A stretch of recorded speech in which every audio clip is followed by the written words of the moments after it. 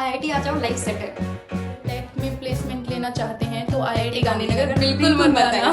नमामि दर्शकों, तो IIT GeM 2026 के रिजल्ट्स आ चुके हैं और अब सभी के दिमाग में जो सवाल चल रहे हैं वो ये हैं कि हम जो आईआईटी के लिए अप्लाई कर रहे हैं उसमें प्रेफरेंस ऑर्डर क्या रखें। बहुत सारे कमेंट्स में मुझसे लोग ये पूछ रहे हैं कि जो आईआईटी गांधीनगर है उसको प्रेफरेंस ऑर्डर में किस पोजीशन पे वो लोग रखें, और वो जानना चाहते हैं कि यहाँ प्लेसमेंट कैसी होती हैं, रिसर्च अपॉर्चुनिटीज़ क्या हैं। तो ये सारे डाउट्स वो लोग पूछते रहते हैं। तो आज हम हैं मुस्कान के साथ कि मुस्कान यहाँ मास्टर्स कर रही हैं मैथ्स में आईआईटी गांधीनगर में, सेकेंड ईयर स्टूडेंट हैं और ये मेरी बैचमेट हैं।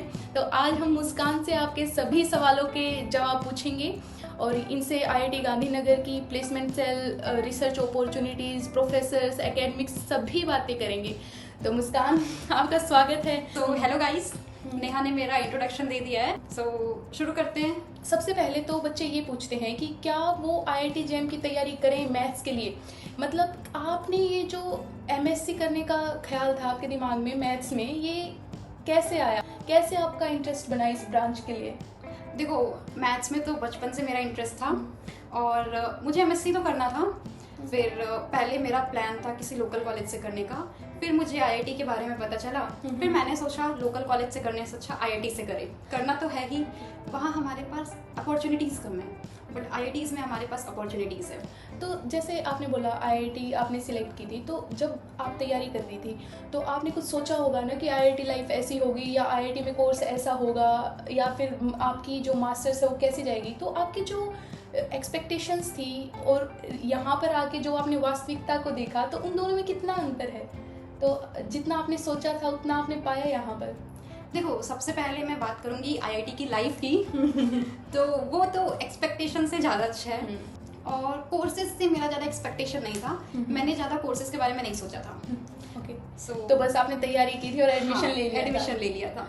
तो अगर हम बात करें तो यहाँ जो सिलेबस है वो कितना हार्ड है? ये जो आपने कोर्स लिया है इसका हार्डेस्ट पार्ट है क्या? मतलब मैंने मेरे बाकी दोस्तों से सुना है कि काफ़ी टफ सिलेबस रहता है और बहुत पढ़ना पड़ता है मैथ्स में, और जो उनकी उम्मीद है जैसे 11th-12th में जो मैथ्स होता है उसमें ज़्यादा फॉर्मूलाज होते हैं। हाँ, और यहाँ मैंने मेरे दोस्तों की नोटबुक देखी थी, वहाँ डेरिवेशन ही डेरिवेशन है, तो मुझे तो इतना आइडिया नहीं है मैथ्स का।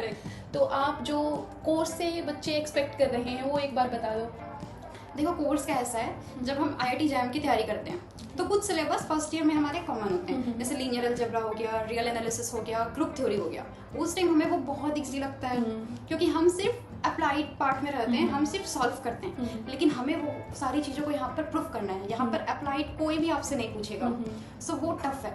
स्टार्टिंग में मेरे साथ सबसे जो मेरे लिए हार्ड पार्ट था, मुझे चीज़ें आती थी, I know the definitions, I know the theorems, but मुझे लिखना नहीं आता था। Like how to write, how to present it. मुझे इस थ्योरम के सारे डेफिनेशंस, मीनिंग्स वगैरह सब पता थे, बट मैं लिख नहीं पाती थी। मतलब प्रूफ करना बहुत टफ होता था। इससे पहले कि हम और सवालों के जवाब इनसे पूछें, मैं आपको ये बता देती हूँ कि अगर आपका आईआईटी जेम 2026 अच्छा नहीं हुआ है या आईआईटी जेम 2027 के लिए तैयारी करना चाहते हैं, तो आपके लिए एक छोटी सी सूचना है। तो अभी जो रिजल्ट्स आए हैं वो इतने अच्छे रहे हैं पीडब्ल्यू के कि उन्होंने इसी की खुशी में बहुत सारे जो कोर्स हैं आईआईटी जेम के वो लॉन्च किए हैं, उनकी क्लासेस शुरू हो चुकी हैं। हालांकि आप इतने लेट नहीं हैं, आप अभी भी उनमें इनरोल कर सकते हैं, वो आपको डिस्काउंटेड प्राइस पे मिल रही हैं। तो यहाँ जो स्टूडेंट्स की ऑल इंडिया रैंक्स रही हैं उनको देखते हुए और जो स्टूडेंट्स के फीडबैक रहे हैं टीचर्स की गाइडेंस को लेके और बाकी सभी चीज़ों को देखते हुए आपको मैं ये कोर्स सजेस्ट करना चाहूँगी।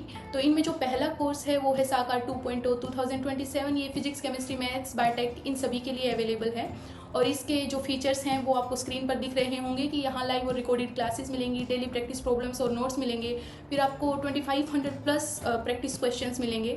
फिर जो सेकंड कोर्स है जिसकी हम बात करेंगे वो है साकार प्रो 2027 और ये भी सभी सब्जेक्ट्स के लिए अवेलेबल है और यहाँ पर आपको आईआईटी जेम PYQs की हार्ड कॉपी मिलेगी। आई थिंक वो बेस्ट पार्ट रहता है। करेक्ट। और यहाँ 5000 प्लस डेली प्रैक्टिस प्रॉब्लम्स मिलेंगी डिटेल सोल्यूशन के साथ और बहुत सारे जो आपको स्क्रीन पर फीचर्स दिख रहे हैं ये फीचर्स हैं इन बैचेस के। तो ये कुछ आईआईटी जेम 2027 के बैचेस हैं जो आप कंसीडर कर सकते हैं और अगर आपको इन पे एक्स्ट्रा डिस्काउंट चाहिए तो आप मेरा कूपन कोड नेहा 250 लगा सकते हैं, तो आपको एक्स्ट्रा डिस्काउंट मिल जाएगा। तो अब बात करते हैं फिर से आईआईटी जेम मैथ्स की और कंटिन्यू करते हैं हमारे डाउट्स जो हमें मुस्कान से आज क्लियर करवाने हैं। आपने बताया कि ये करिकुलम रहता है, ये सिलेबस रहता है, तो अगर यहाँ कोई प्लेसमेंट लेना चाहता है तो उसके लिए क्या अपॉर्चुनिटीज़ हैं? क्या सब कुछ रिसर्च ओरिएंटेड होता है या प्लेसमेंट्स में भी जो ये सिलेबस है ये हेल्प करता है? देखो, अगर प्लेसमेंट में दो तरह का प्लेसमेंट लोग देखते हैं, टेक और एडटेक।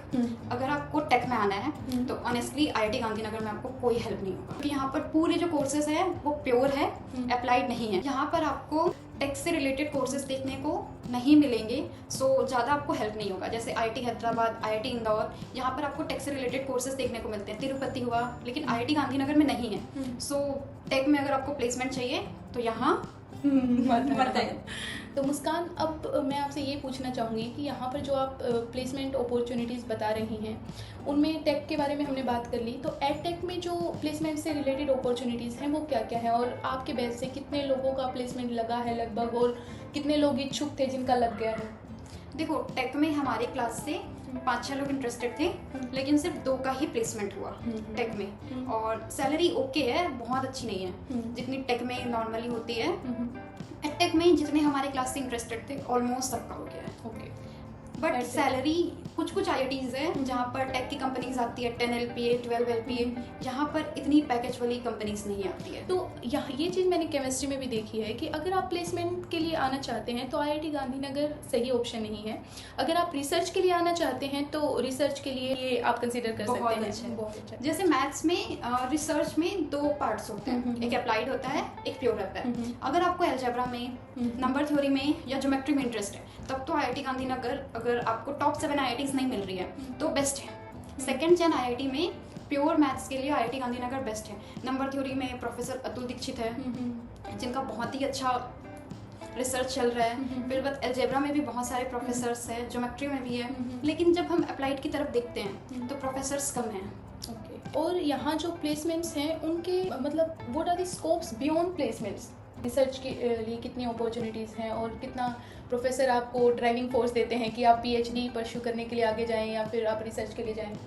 प्रोफेसर्स तो बहुत हेल्पफुल है यहाँ पर। अगर हम प्योर में देखें तो प्रोफेसर्स पूरी हेल्प करते हैं आपकी। उन लोग कोशिश करते हैं कि जो अच्छे बच्चे हैं फॉरेन जाए, अच्छी जगह से पीएचडी करे। तो आपके बैच से किसी की फॉरेन पीएचडी लगी है? हाँ, लगी है। एक लड़का है हमारे क्लास से नंबर थ्योरी में, उसका यूनिवर्सिटी ऑफ फ्लोरिडा में हुआ है, यूएसए, जो बहुत अच्छी यूनिवर्सिटी है। और यहाँ जो मैथ्स डिपार्टमेंट है उनमें बच्चों को पीएमआरएफ मिलती है? ये किसी ने पूछा था मुझसे कि क्या यहाँ पर पीएमआरएफ मिलती है पीएचडी स्टूडेंट्स को? पीएमआरएफ कुछ साल से बंद थी, अभी वो स्टार्ट हो रही है। अगर पीएमआरएफ स्टार्ट होता है तो यहाँ भी मिलेगा। ओके, हमारे मैथ्स डिपार्टमेंट में स्टूडेंट्स हैं जिनको पीएमआरएफ मिला है, बट अभी 2-3 साल से तो बंद था। ओके, और अगर बात की जाए आपसे कि आपने यहाँ ये भी देखा है कि कैसे रिसर्च वर्क होता है, प्लेसमेंट्स कैसे वर्क करती हैं, कोर्स वर्क कैसे होता है, ये सारी चीज़ें देखते हुए अगर आपको फिर से आईआईटी चूज़ करने का मौका मिले तो क्या आप आईआईटी गांधीनगर को कंसिडर करेंगी? मतलब मैं आपका एक ऑनेस्ट रिव्यू चाहती हूँ, जो आपने कमियाँ देखी हैं आईआईटी गांधीनगर में या फिर इसके जो फ़ायदे हैं जो बाकी आईआईटीज़ में नहीं है, तो वो एक बार हम अच्छे से बात कर लेते हैं इस बारे में। खाना तो मुझे यहाँ का बहुत अच्छा लगता है। तो हमारी सोई पहले पेट पूजा फिर काम दूजा, तो पहले हम खाने की बात खाना तो यहाँ का अच्छा लगता है। हाँ, वो तो ठीक है। सो हाँ, और दूसरा यहाँ पर हॉस्टल फैसिलिटीज भी अच्छी है। हाँ, कोर्स में देखिए तो यहाँ पर अलजेब्रा के बहुत सारे कोर्सेस हैं। अप्लाइड में यहाँ पर फैकल्टीज कम है। जैसे हम न्यूमेरिकल एनालिसिस में देखेंगे तो एक ही प्रोफेसर है यहाँ पर। ऑप्टिमाइजेशन साइड एक ही मैम है। सो प्रोफेसर्स कम है अप्लाइड में। ओके, तो ये कुछ लिमिटेशंस हैं। तो अगर हम कंक्लूड करें सो यहाँ की हॉस्टल लाइफ अच्छी है, खाना अच्छा है। तुम्हें रिसर्च में जाना है स्पेशली प्योर में तो बहुत अच्छा है। फिर बट टेक में प्लेसमेंट चाहिए तो आईआईटी गांधीनगर में मत आओ, अ बिग नो। और एडटेक में तो हाँ ओके प्लेसमेंट है, पैकेज उतना अच्छा नहीं है, बट ये है ऑलमोस्ट सबका एडटेक में हो जाता है। तो अगर बात की जाए तो आप आईआईटी गांधीनगर को कंसिडर कर सकते हैं। तो मैथ्स की कुछ बातें तो हमें जान ली हैं, ऐसे ही हम केमिस्ट्री फिजिक्स की भी बातें जानेंगे। तो ये था आईआईटी गांधीनगर का एक ऑनेस्ट रिव्यू, क्योंकि मुस्कान कभी झूठ नहीं बोलती हैं और पर मुस्कान झूठी है। हाँ, बट यहाँ मैंने सच बोला है। हाँ, और अगर आपके और डाउट्स हैं तो आप हमें कमेंट करके बता सकते हैं। मुस्कान कमेंट्स में ही आपका आंसर दे देंगे। Thank you guys for watching. शुभेच्छा।